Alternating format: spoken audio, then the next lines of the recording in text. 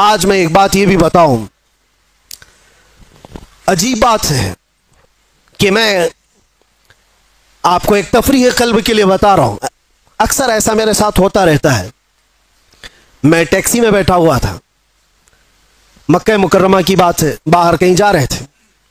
جو بیٹھا ہوا آدمی تھا، میں تو نارمل لباس میں، اکثر سادے لباس میں، تو انہوں نے پوچھا چلاتے چلاتے، کہا کہ بھائی صاحب آپ کی شکل مفتی سلمان اظہری سے ملتی جلتی ہے۔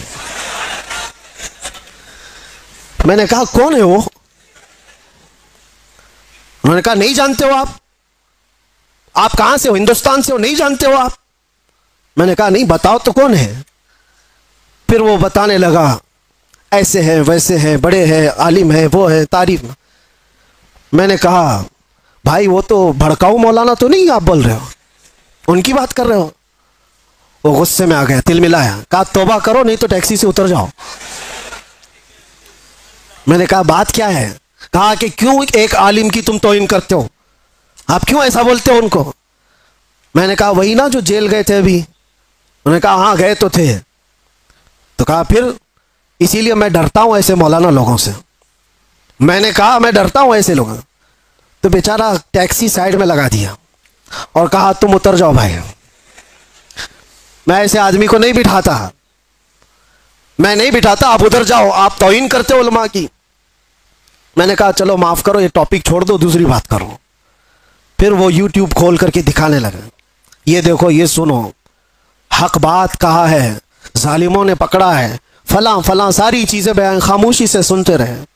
میں یہ بات کیوں کہہ رہا ہوں آپ کو؟ کوئی لطیفہ نہیں ہے، مجھے ریئلائز ہوا، احساس ہوا۔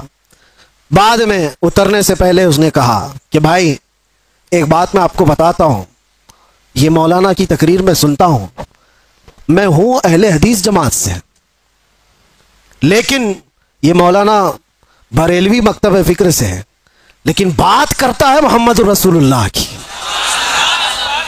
اور یہاں آ کر کے ہم کچھ نہیں دیکھتے، ہم تو اپنی جان بھی قربان کرتے ہیں۔ ہم اتر آئے، اس دن یہ احساس ہوا، اس نام پر اللہ نے اتنی طاقت رکھی ہے، ہر انسان نام محمد پر جمع ہوتا ہے، ہر مسلمان۔ اسی لیے عمر ابن خطاب رضی اللہ تعالیٰ عنہ نے سچ کہا تھا، جانتے ہو جب بیت المقدس فتح ہو گیا تھا، حضرت عمر فاروق رضی اللہ تعالیٰ عنہ بیت المقدس جا رہے تھے، وہاں لوگ انہیں پہچانتے بھی نہیں تھے۔ ابو عبیدہ بن جراح ایک صحابی وہاں پہلے سے موجود تھے، وہاں کے عیسائیوں یہودیوں سب کو بتایا تھا کہ امیر المومنین آ رہے ہیں مدینے سے، امیر المومنین آ رہے ہیں مدینے سے۔ سب لوگ دیکھنے کے لیے باہر کھڑے ہو گئے تھے، لیکن امیر المومنین کس شان سے آ رہے ہیں؟ وہ اپنے ایک غلام کو لے کر اپنے گھوڑے کے ساتھ جا رہے ہیں۔ کیا کمال کی عدالت ہے عمر فاروق کی، اپنے غلام سے مدینے سے ہی طے کر کے چل رہے ہیں، 1 میل میں گھوڑے پر بیٹھوں گا تو چلے گا، اور 1 میل تو بیٹھے گا اور میں چلوں گا۔ پورا سفر آقا اور غلام ایسے چلتے رہے، کبھی حضرت عمر رسی پکڑ کر چلتے، کبھی وہ غلام رسی پکڑ کر چلتا تھا۔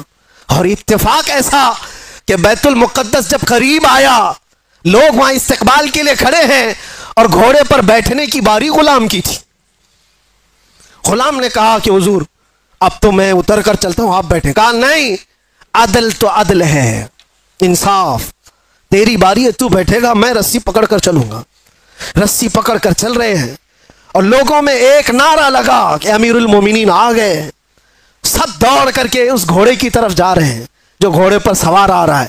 ابو عبیدہ بن جراح جو صحابی موجود تھے، پکار کر کہا اے لوگوں، سواری پر بیٹھا ہوا وہ نہیں ہے امیر المومنین، رسی پکڑ کر جو آ رہا ہے وہ ہے امیر المومنین۔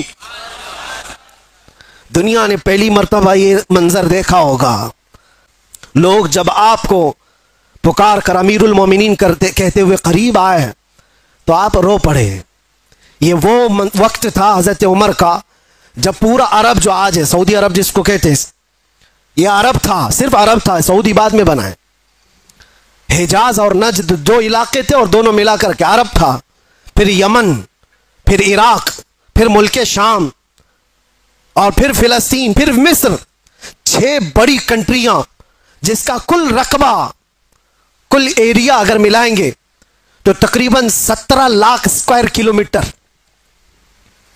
اور بعض میں ہے کہ 36 لاکھ اسکوائر کلومیٹر، حضرت عمر فاروق رضی اللہ تعالیٰ عنہ کا دور خلافت اتنا پھیلا ہوا تھا، اتنا پھیلا ہوا تھا، اتنی دور تک اسلام کا پرچم لہرا رہا تھا۔ اس وقت جب حضرت عمر فاروق بیت المقدس کے قریب آئے اور لوگوں نے آپ کو سراہنا شروع کیا امیر المومنین کہہ کر، آپ رو پڑے، اور اس کے بعد ایک تاریخی جملہ انہوں نے کہا تھا جو ہم سب کا بھی ہونا چاہیے، ہم سب کے لیے۔ آج میرا ٹاپک یہی ہے۔ حضرت عمر کھڑے ہو کر کے کہتے ہیں لوگوں سے، اے لوگوں سنو، آج تم میرے نام کے نعرے لگا رہے ہو، میں اپنی حیثیت بتاتا ہوں، میری حقیقت بتاتا ہوں۔ میرا نام عمر ہے، میرے باپ کا نام خطاب ہے، میں خطاب کا بیٹا عمر ہوں۔ بچپن میں مجھ سے 2 بکریاں نہیں سنبھالی جاتی تھی، میرے باپ مجھے بکریاں چرانے کے لیے بھیجتے تھے تو بکریاں ادھر سے ادھر ہو جاتی، اور جب بکریاں مجھ سے نہیں سنبھلتی تو روز میں اپنے باپ کے گھوسے کھاتا تھا، روز مجھے مار پڑتی تھی میرے باپ سے، بکریاں مجھ سے نہیں سنبھلتی تھی۔ اور آج تم دیکھ رہے ہو 36 لاکھ اسکوائر کلومیٹر کا پورا رقبہ عمر تنہا اس کی نگرانی کرتا ہے، اور ایسی نگرانی مدینے میں بیٹھے ہوئے عمر فاروق ہے۔ ملک شام کا ایک واقعہ میں آپ کو بتا رہا ہوں۔ ملک شام مدینے سے ہزاروں کلومیٹر دور، ملک شام میں بیٹھی ہوئی ایک خاتون رات کو اپنی بیٹی سے کہتی ہے، دودھ میں پانی ملا کر کے بیچو تو تھوڑا زیادہ ہو جائے گا۔ بیٹی کہتی ہے اماں عمر ابن خطاب کا دور ہے۔ کہاں ہے؟ مدینے میں بیٹھے ہوئے، اور لوگوں کے اندر عدل اور انصاف کرنے کی چاہ ہزاروں میل دور پر بھی ہے۔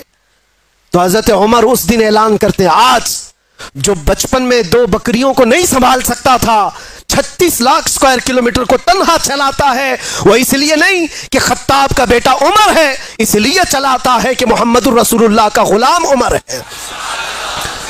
ان کے جو ہم غلام تھے، خلق کے پیشوا رہے۔ کل ملا کر کے ایک ہی نقطہ ہے، ہمیں کرنی ہے شہنشاہ بطحا کی رضا جوئی، وہ اپنے ہو گئے تو رحمت پروردگار اپنی۔ اگر جس چیز کی بیس دنیاوی محبت پر ہوتی ہے، یاد رکھنا وہ بہت جلدی پرانی ہوتی، اس سے محبت بھی قائم نہیں رہ پاتی، اور جس چیز کی ابتدا اللہ کی رضا پر ہوتی ہے وہ دنیا میں بھی سلامت رہتی ہے، آخرت میں بھی سلامت رہتی، وہ اللہ محفوظ رکھتا ہے۔ اور صحابہ کیا مانگتے تھے؟ ایک صحابی رات کو حضور صلی اللہ علیہ وسلم کی بارگاہ میں تہجد کے وقت وضو کرا رہے ہیں، حضور نے خوش ہو کر کے پوچھا کہ کچھ مانگنا ہے تمہیں، کچھ چاہیے؟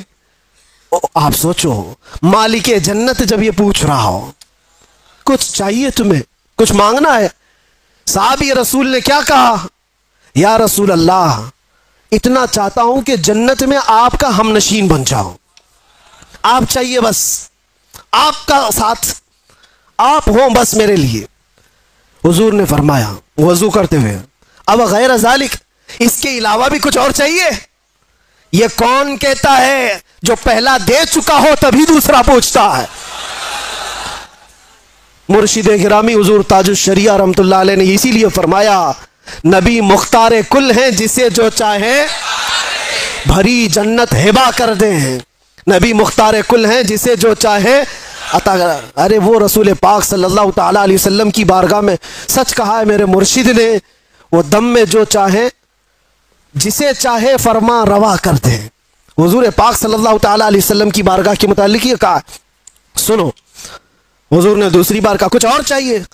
اس صحابی نے اب یہ سوچنا تھا کہ ایک چیز تو مانگا اور حضور نے دیا ہوگا، اب دوسرا بھی کچھ مانگ لوں، دوسرا کچھ اور، ماں باپ، رشتہ دار، بیوی، بچے، ان کے لیے بھی کچھ مانگ لوں۔ نہیں، وہ صحابی ہیں، انہوں نے کہا یا رسول اللہ، دوسری بار آپ آپشن دے رہے، پھر میں یہ چاہتا ہوں کہ جنت میں آپ کا ساتھ چاہیے، کیونکہ وہ صحابی جانتے ہیں تجھ سے تجھی کو مانگ کر مانگ لی ساری کائنات۔ اگر حضور کو مانگ لیا ہے، حضور کا ساتھ مانگ لیا، تو ساری چیزیں تو اللہ یوں ہی دے دے گا، صدقے میں سب آ جائیں گی۔ یہ مانگنا، وہ مانگنا، فلاں مانگنا کیا ضرورت ہے؟ نبی جب کسی کا ہو جائے تو پھر کائنات اس کی ہے، نبی مختار کل ہے۔ صحابہ نے یہ سلیقہ دکھایا ہمیں، وہ حضور کا ساتھ مانگتے تھے۔ اسی لیے تو حضرت عمر بھی کس بات پر فخر کرتے تھے پتہ ہے؟ نبی پاک صلی اللہ علیہ وسلم نے ایک مجلس میں قبر کے حالات سنا ہے کہ جب کسی کو دفن کر کے چلے جاتے تو 2 فرشتے آتے، منکر نکیر، نیلی آنکھوں والے، کالے چہرے والے جھنجھوڑ کر سوال کرتے ہیں تیرا رب کون ہے، تیرا دین کیا ہے، اور حضور کو دکھا کر پوچھتے ہیں ان کے بارے میں کیا کہتا تھا. تو وہ بہت سخت وقت ہوگا. منکر نکیر جب سوال کر رہے ہوں گے بہت سارے تو ٹائم فش ہو جائیں گے. ہاں یہ بات یاد رکھو، سوالات آج سب کو پتہ ہے، قبر میں جانے کے بعد بھول بھی جائیں گے.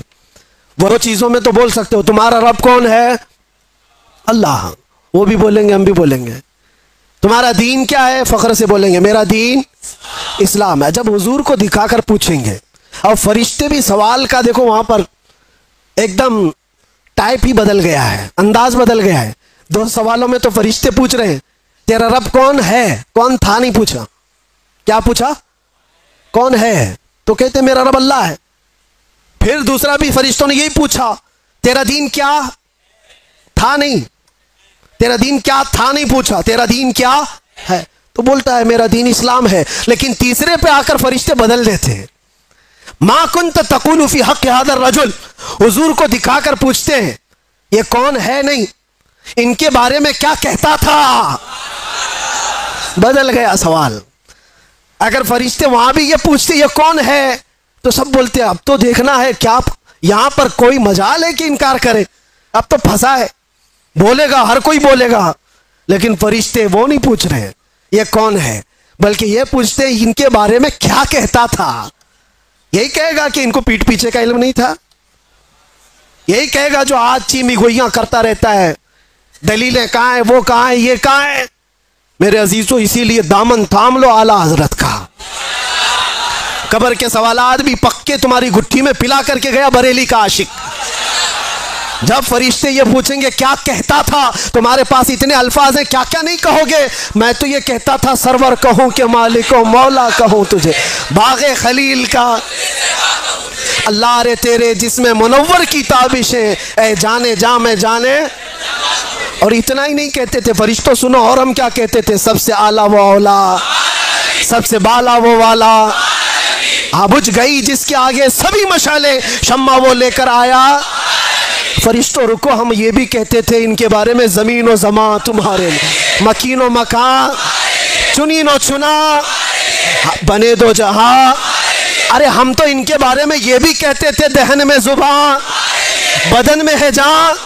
ہم آئے یہاں اور اٹھے بھی وہاں، لبیک یا رسول اللہ.